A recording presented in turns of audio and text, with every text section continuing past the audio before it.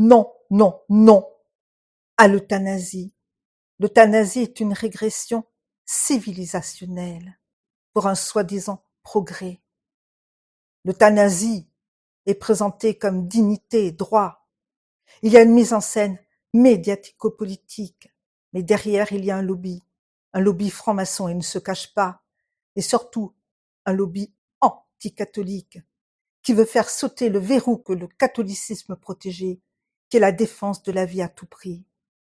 L'euthanasie est le symétrique de l'avortement, l'infanticide et la liquidation des vieux, fatalité libérale. Le droit à mourir dans la dignité est une extension libérale qui en gros réduit les enfants à la logique de la marchandise. D'un côté, on en veut, on n'en veut pas, et de l'autre côté, au choix de gérer les vieux comme on gère l'obsolescence programmée ou des fins de stock. Les vieux coûtent cher et ne rapportent rien. Il y en a de plus en plus, ils ont de l'argent, vivent trop longtemps, ils dépensent tout leur argent dans les dernières années. Donc le système met en place une euthanasie présentée comme une dignité. Mais en fait, c'est un système de liquidation des vieux, mais pas que les vieux. C'est un système de liquidation des plus fragiles. Comme l'avance le docteur Touraine, franc-maçon.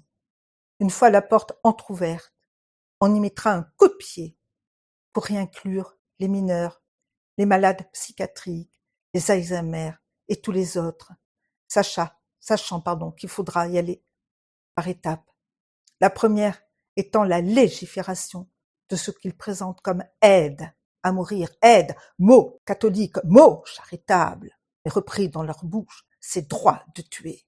Et oui, ça sera en réalité le droit que certains se donnent pour tuer l'innocent, dans un pur déni de conscience, œuvrant pour l'inversion des valeurs catholiques, car le catholique se bat pour le beau, le bien, le bon.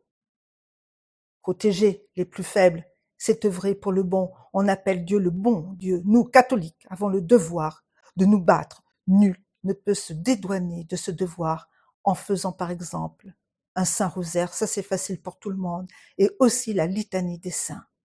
Commencez par défendez-nous dans le combat. Ensuite, récitez vos prières. Que Dieu nous sauve contre les démons.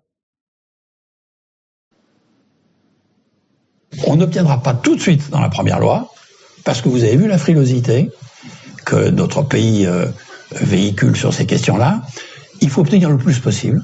Et surtout, une fois qu'on aura mis le pied dans la porte, il faudra revenir tous les ans et dire on veut étendre ça. Parce que je vous apprends pas quelque chose, probablement à la plupart d'entre vous, dans la première loi, il n'y aura pas les mineurs. Dans la première loi, il n'y aura pas les maladies psychiatriques. Dans la première loi, il n'y aura même pas les maladies d'Alzheimer. Donc tout ça ne viendra pas tout de suite. Mais dès qu'on aura au moins obtenu une loi pour ceux qui ont une maladie de Charcot, pour certaines formes de tumeurs généralisées, pour ceci, pour cela, après on pourra étendre les choses en disant c'est quand même pas normal qu'il y ait des malades, des Français, parce qu'ils ont telle forme de maladie qui ont droit, et puis les autres qui n'ont pas droit. Donc il faudra introduire cette égalité. Mais je pense que ça va être un combat qui sera important et que nous devrons continuer aussi au moment de l'application de la loi.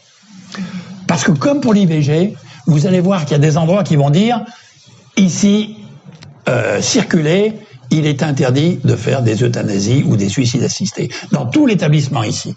Pourquoi ils diront ça? Parce qu'ils disent, on a la clause de conscience. Il y a des cliniques qui disent, nous avons la clause de conscience, on ne fait pas d'IVG ici. Et demain, il y aura des services de soins palliatifs qui disent, ici, on ne le fait pas. Est-ce que vous croyez que des murs ont une conscience et qu'ils puissent invoquer la clause de conscience?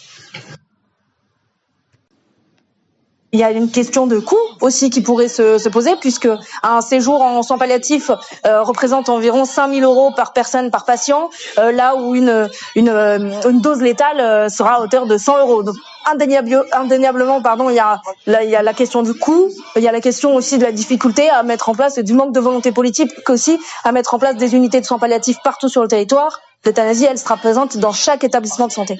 Florian Philippot était présent dans la foule. Le président des Patriotes considère cette loi comme une véritable crapulerie dont le but est purement commercial. Sur la question des dons d'organes, on peut imaginer que des personnes aisées, âgées, puissent pousser cette loi parce que vous aurez des jeunes dépressifs, si vous les euthanasiez, vous avez des organes valides. Et c'est un formidable marché qui se met en place. Il y a des intérêts économiques évidents derrière cette loi. Évident. Glauque, mais évident. Et donc oui, c'est une régulation sociale. Cette loi est vraiment une crapulerie. Enfin, c'est vraiment, on a même vu un député qui, pendant les débats il y a quelques jours, pendant la canicule, a dit, là, c'est difficile pour des personnes âgées de survivre pendant cette canicule. Hâtons la loi. Sous-entendu, on pourra s'en débarrasser plus vite.